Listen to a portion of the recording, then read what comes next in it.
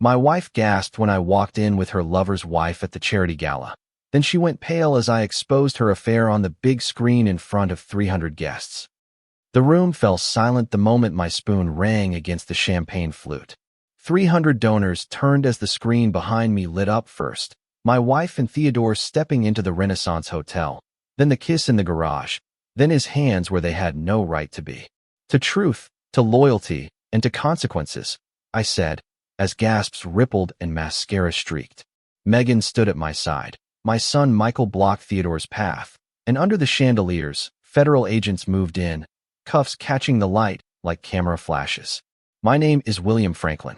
I'm 44 years old, and until 6 months ago, I thought I had everything a man could want. I built my life from scratch, working my way up from a working-class neighborhood in Detroit to become one of the most successful venture capitalists in Chicago. My portfolio was worth over $50 million, and I had interests in everything from tech startups to medical device companies. Success was not just my profession, it was my identity. I met Oten during a charity auction 12 years ago. She was 29 then, a stunning brunette with emerald eyes that seemed to hold secrets I wanted to spend my life discovering. She worked as an event coordinator for high-level fundraisers. The type of woman who could make millionaires feel comfortable while convincing them to open their wallets for noble causes. When she laughed at my jokes that night, I knew I was lost. Our wedding was featured in Chicago Magazine. Oten looked like a princess in her custom-made Vera Wang dress, and I felt like the luckiest man in the world walking down the aisle of the historic Palmer House Hotel. We honeymooned in Tuscany, 2 weeks drinking wine and planning our future.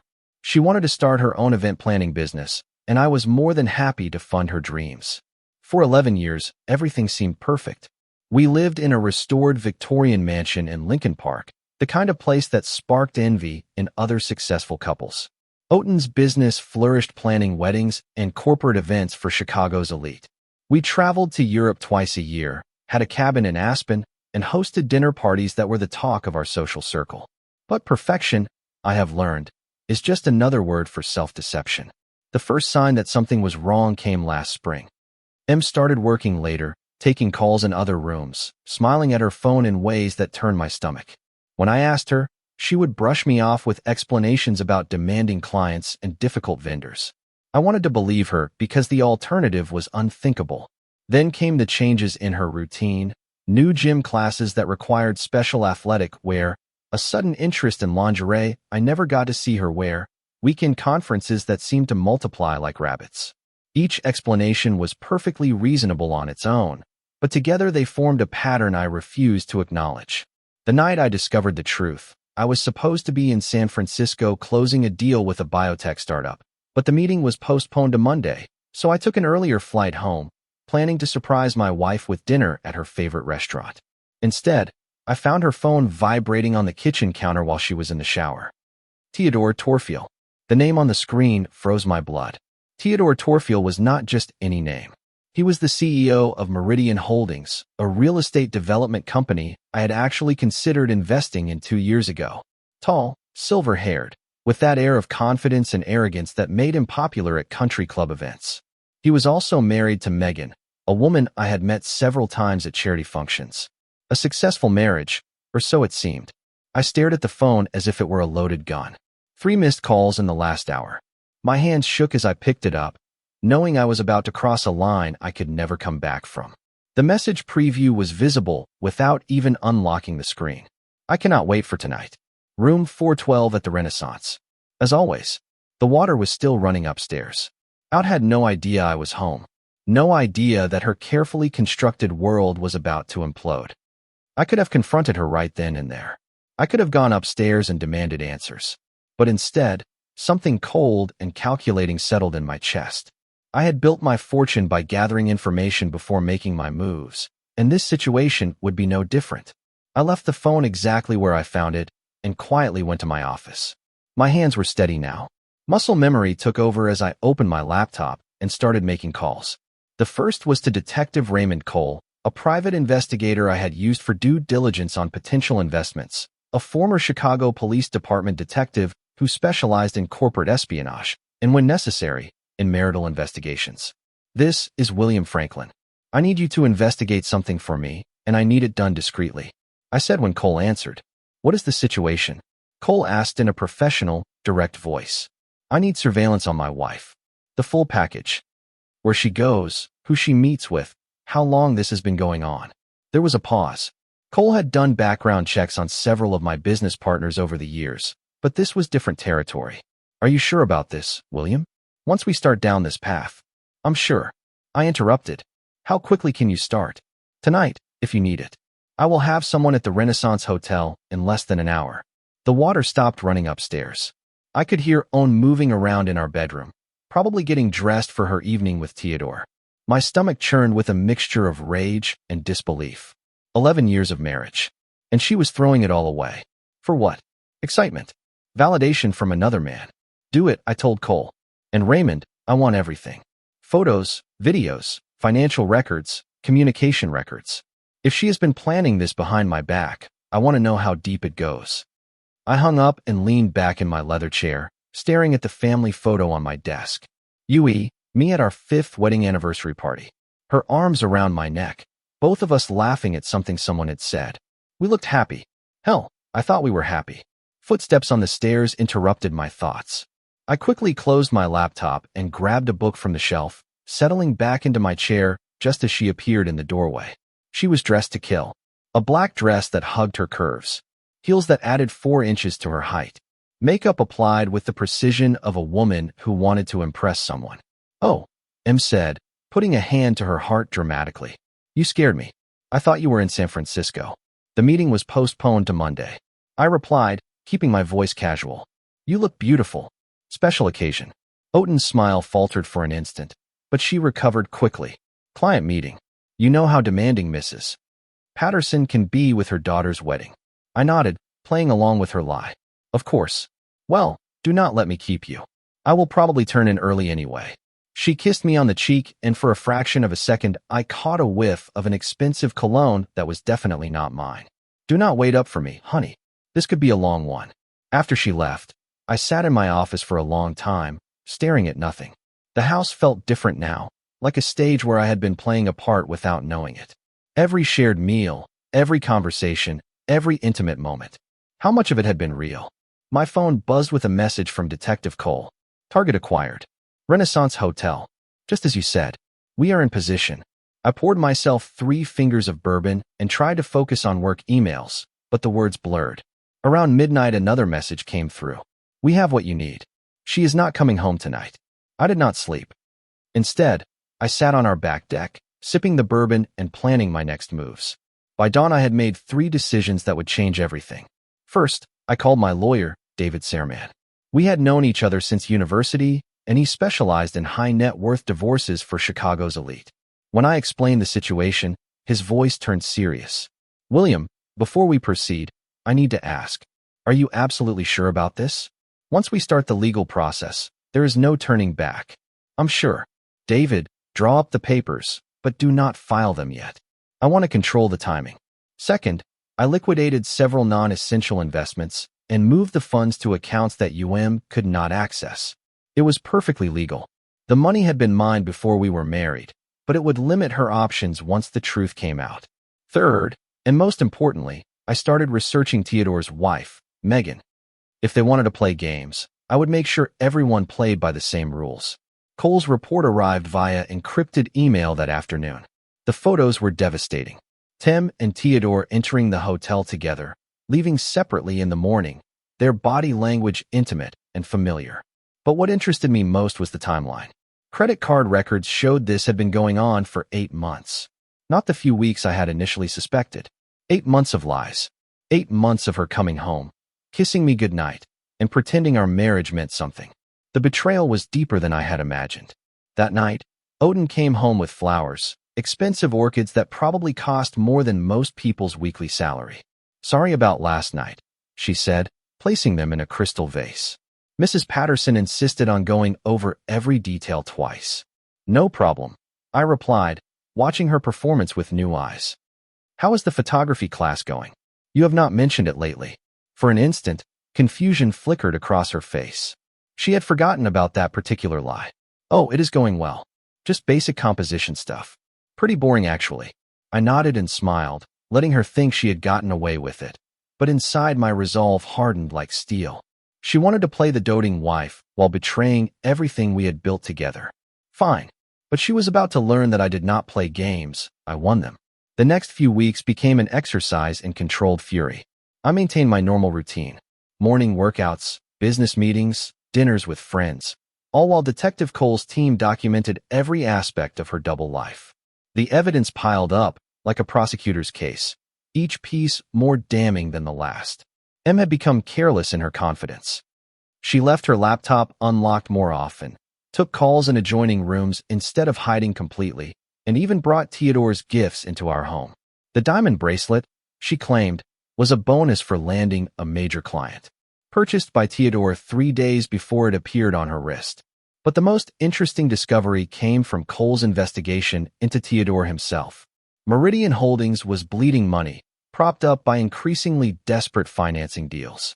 Theodore was not just cheating on his wife, he was stealing from his investors, using his charm and connections to hide the fact that his company was essentially a Ponzi scheme. That is when I decided to meet Megan Torsifiel. I orchestrated the meeting at a charity auction for the Children's Hospital of Chicago, an event I knew both couples would attend. Autumn was working that night, legitimately for once, coordinating the evening's logistics. Theodore would be there as a major donor, playing the part of a successful businessman while his company crumbled behind the scenes. Megan arrived alone, explaining to anyone who asked that Theodore was dealing with a business emergency. She looked elegant in a navy blue dress, but I could see the strain around her eyes, the way she clutched her champagne glass too tightly. "Megan," I said, approaching her during the silent auction. "William Franklin, we have met a few times at various events." "Of course," she replied, her smile polite but genuine. "How is Odin? I saw her earlier making sure everything runs smoothly." "She is wonderfully and smoothly. Listen, I hope this is not too forward, but I have been considering some real estate investments. I know Theodore's company handles commercial development. Maybe we could have coffee sometime and discuss opportunities." Megan's expression shifted slightly. "I'm sure Theodore would love to talk business, but honestly, William, his schedule has been insane lately. Emergency meetings, last-minute trips. I barely see him. There was the opening I needed." "That sounds familiar. Autumn has been working crazy hours too. Sometimes I feel like I'm married to a ghost." Megan laughed, but there was sadness in her laugh. "Exactly.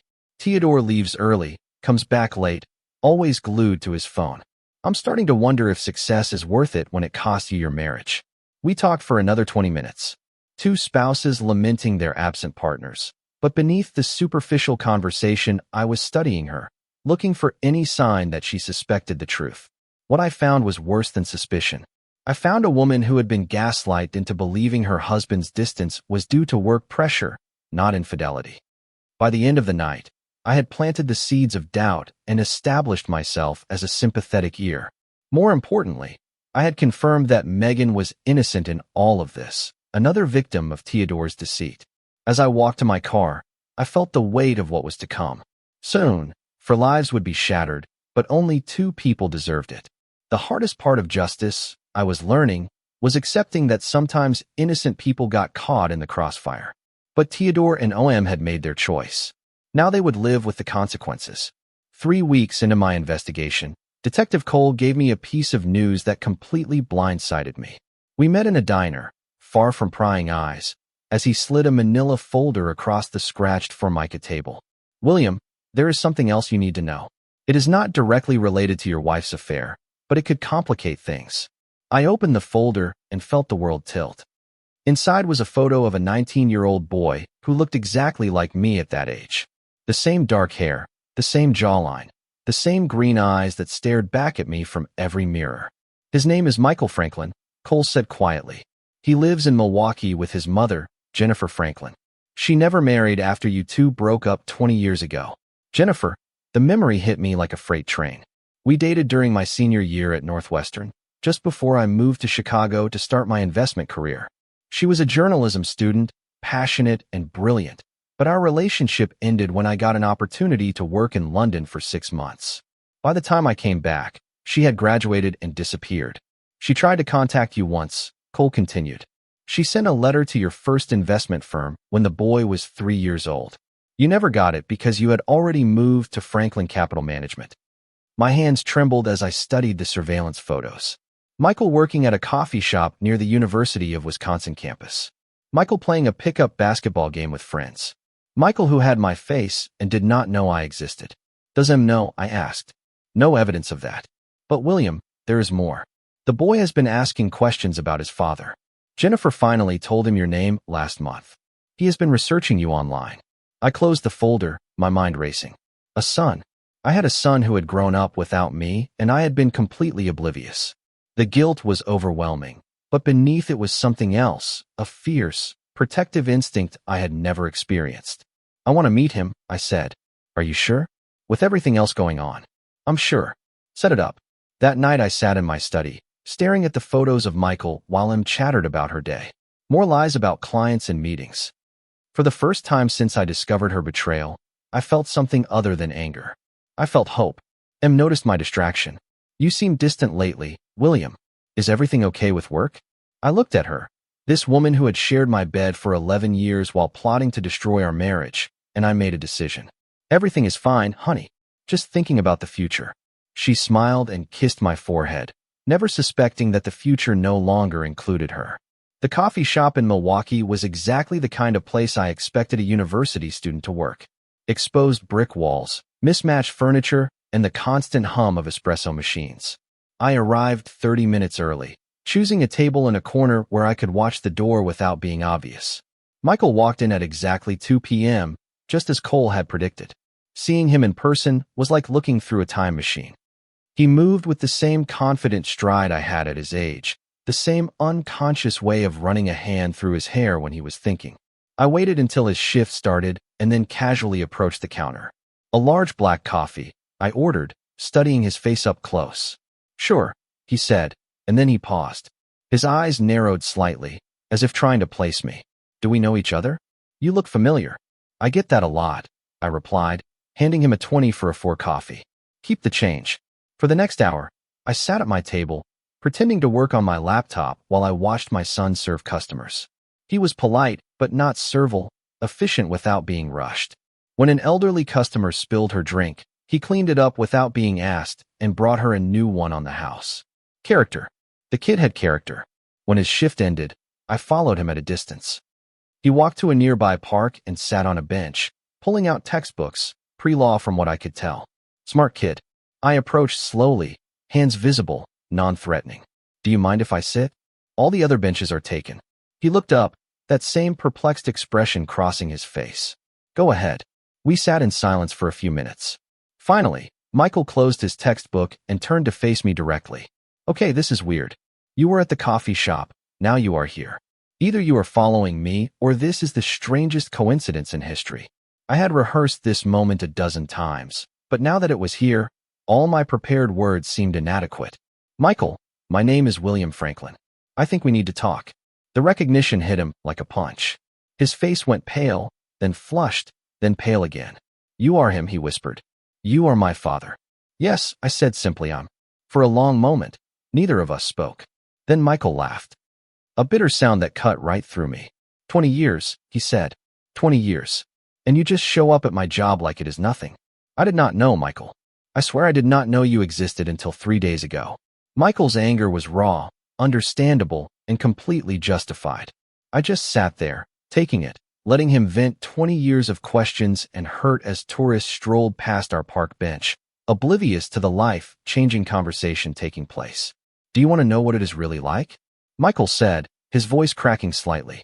I used to make up stories about you. Mom would never tell me anything. So I imagined you were some kind of hero, a soldier overseas, or a doctor saving lives, or maybe just a guy who did not know I existed. I did not know. I repeated, Michael. I swear on everything I did not know. He studied my face for a long moment.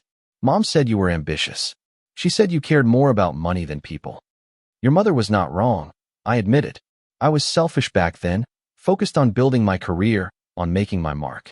I thought I would have all the time in the world for family later. And now, I pulled out my phone and showed him the photos Detective Cole had taken. Out my Theodore checking into hotels, kissing in parking garages, living a lie while I was building what I thought was our future. Now I'm learning that success does not mean anything if the people in your life are not who you think they are, I said. I have spent 11 years married to a woman who has been betraying me for months. But finding out about you, that is not a betrayal. That is the best thing that has happened to me in years. Michael looked at the photos, his anger shifting to confusion. Your wife is sleeping with another man, I confirmed. For 8 months. In fact, I'm in the middle of planning my revenge. For the first time, Michael almost smiled. Revenge? That does not sound very heroic. No, it is not. But sometimes being a man means making tough decisions. Sometimes it means showing people that actions have consequences. We talked for 2 more hours. Michael told me about growing up without a father, how Jennifer worked 2 jobs to put him through school, his dreams of becoming a lawyer. I told him about my business, my success, and my failures as a human being. I want to be a part of your life, I said finally. I know I do not deserve it, and I know it will not be easy, but I want to try. Michael was silent for a long time. Then he said, And your wife? What about her? Are you going to destroy her? I looked at this young man, my son, and I saw something I had forgotten existed. Moral clarity, the ability to distinguish between justice and revenge. I'm going to expose the truth, I said carefully. What happens after that will be up to her. Michael nodded slowly. Okay, I want to see how this plays out. But William, if you are going to be my father, you had better be the kind of man I can respect. I will try, I promised. It is all I can do. Then let us start there. The next few weeks became a careful balancing act between planning my revenge and building a relationship with my son. Michael agreed to come to Chicago the weekend before the charity gala, giving us time to talk without the pressure of the public expose hanging over everything. I put him up at the Palmer House, the same hotel where Autumn and I had gotten married. The irony was not lost on either of us. This place is incredible, Michael said as we sat in the lobby bar. Mom always said you did well for yourself, but seeing it. Money is not everything, I said, and then I corrected myself. Sorry, that probably sounds hollow coming from a guy who just put you up in a $400 a night hotel room. Actually, it sounds like something a father might say. We were making progress, slowly but surely. Michael had his mother's sharp wit and my stubborn streak, a combination that made for interesting conversations. He questioned everything I planned for the gala, forcing me to examine my motives. So you are going to humiliate your wife in front of all these rich people, he said over dinner. And then what? You could confront them in private, give them a chance to confess, and let them spin the story, make themselves the victims. Michael shrugged. Maybe, or maybe you give them a chance to do the right thing for once. I had hired Detective Cole to follow Ute that night. She was supposedly at a client meeting, but Cole's text confirmed she was at the Renaissance Hotel with Theodore. Room 412. As always, your wife is at the hotel again, Cole wrote. They just ordered room service. Looks like it will be a long night. I showed the text to Michael, who read it without expression. You could go there right now, he said. Confront them. End this tonight. I could, but I will not. I admitted. I want them to pay publicly. I want everyone who ever respected them to know what kind of people they really are. Michael finished his wine and stood up. Then you had better make sure you can live with that choice, because once you go down this road, there is no turning back. He was right, of course. In 2 days, I would be taking my wife's lover's wife to a party, and what would happen next would be absolutely brutal for everyone involved. The Chicago Children's Hospital Charity Gala was exactly the kind of event Outen lived for. Crystal chandeliers, designer gowns, and enough concentrated wealth in one room to fund a small country. I arrived with Megan Torfield on my arm, both of us playing our parts to perfection. I cannot believe I'm doing this, Megan whispered as we entered the grand ballroom of the Four Seasons. You deserve to know the truth, I replied, adjusting my cufflinks. And they deserve to face the consequences. Megan was stunning in a midnight blue gown that complemented her silver hair. We had spent the afternoon rehearsing our story. Old friends who had reconnected after Theodore and Out had been mysteriously absent from recent social events. The moment we walked in, the conversation lulled. Whispers followed us across the room like ripples in a pond. I saw Owen near the silent auction tables, her face draining of all color when she saw us together. Theodore was by the bar, his confident smile faltering as he watched his wife approach me with obvious familiarity. William, said Em, reaching us first. Her voice was steady, but I could see the panic in her eyes. What a surprise to see you here with Megan. Em, darling, I replied, kissing her on the cheek. Megan and I ran into each other last week. Since you have been so busy with work lately, I thought she might like some company tonight. How thoughtful, Megan said with a perfectly innocent voice. You look beautiful. That dress is magnificent. Thank you. She managed to say, where is Theodore tonight? Business emergency, Megan lied smoothly. You know how demanding his job can be. I watched Theodore approach from the corner of my eye, his face a mask of confusion and growing alarm. He had probably expected a quiet evening with my unsuspecting wife, not a public confrontation with both spouses present. William, Theodore said, extending his hand. Good to see you and Megan. Honey, what are you doing here? William invited me, said Megan, taking his hand but not letting go of mine. Is not he charming? Since you have been working such long hours lately, he thought I might enjoy the company. The four of us stood there in a perfect tableau of deceit, each playing our assigned roles while the truth hung between us like a loaded gun. Other guests started to notice the tension, conversations turning in our direction with ill-disguised curiosity. Perhaps we should find our table, I suggested. I believe we are all sitting together tonight. The face of M went white. Together? You did not know? I smiled. I bought a table for 10. Michael will be joining us too. Michael, Theodore asked. My son, I said, watching their faces closely. M never mentioned him. How strange. He is very excited to meet my wife and her business associates. The evening was about to get absolutely brutal, and they had no idea just how deep the devastation would be. Michael arrived with a fashionable lateness, looking every bit the confident young man I had turned him into in just a few short weeks. He wore a perfectly tailored tuxedo and moved with the quiet authority of someone who belonged in these circles. Dad, he said, hugging me warmly before turning to the table. You must be M. I have heard so much about you. The smile of M was frozen in place. Michael, what a pleasant surprise. William never mentioned he had a son. 20 years of surprises, Michael retorted with intent. But we are making up for lost time now. Dinner proceeded with an excruciating politeness, each course accompanied by increasingly strained conversation. Theodore kept checking his phone, probably hoping for some business emergency that would give him an excuse to leave. M barely touched her food. Her eyes darted from Michael to me as if she were trying to solve an impossible puzzle. Then came dessert, and with it, my moment. I stood up, tapping my champagne glass with a silver spoon. The sound echoed throughout the ballroom, drawing the attention of all 300 guests. Ladies and gentlemen, if I may have your attention for a moment, I said. My voice carried clearly through the room's sound system. I would like to make a toast. Autumn's hand gripped her napkin so tightly her knuckles turned white. Theodore half rose from his chair, then sat back down when he realized he had nowhere to run.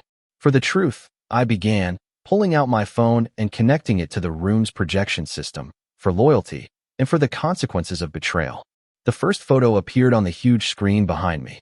My Theodore checking into the Renaissance Hotel. A gasp of astonishment rippled through the crowd. The second showed them kissing passionately in the parking garage.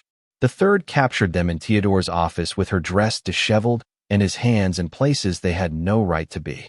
All around us, Chicago's social elite watched in horrified fascination as two of their own were publicly destroyed. Theodore Tornfield has also been embezzling funds from his investors, I announced, displaying financial documents on the screen. Meridian Holdings is bankrupt, propped up by illegal loans and hidden debts. While he was playing the part of a successful businessman, he has been stealing from everyone who trusted him. Security appeared at the edges of the room. Not the hotel security, but federal agents. Detective Cole had coordinated everything perfectly. Megan stood up beside me, her voice clear and strong. I'm filing for divorce, she announced, and I'm pressing charges for theft, fraud, and emotional distress. And so am I added, looking directly at UTM. Our marriage is over. The papers will be served to you tomorrow morning. Theodore tried to stand up, tried to say something, but Michael was there, blocking his path. My son looked him directly in the eye and said, sit down. Face what you have done like a man. The federal agents moved in then, the handcuffs glinting under the chandeliers. Theodore Torsifield was escorted out in front of 300 witnesses, his empire crumbling with every step. Outen came to me in tears and desperation. William, please, can we fix this? No, I said quietly. We cannot. but maybe you can learn to be a better person. For your sake, I hope you do. 6 months later, I was at the same hotel, but this time for Michael's law school graduation party. He had transferred to Northwestern to be closer to me, and we had spent every weekend building the relationship we should have had from the beginning. Em was working as an event coordinator at a hotel in Milwaukee, starting over with nothing but the clothes on her back. Theodore was serving 15 years in a federal prison for fraud and embezzlement. Megan had moved to San Francisco and started a new life with the settlement money. Do you regret anything? Michael asked, adjusting his new law school ring. I looked around, at the family I had found, at the justice I had served, at the truth I had finally told. Absolutely nothing, I said. Sometimes being a man means making the tough decisions. Sometimes it means showing people that actions have consequences. And sometimes, Michael added with a smile, it means knowing when to stop and start building something better. He was right. As usual, the revenge was over. Now came the harder task, being the father I should have been from the beginning.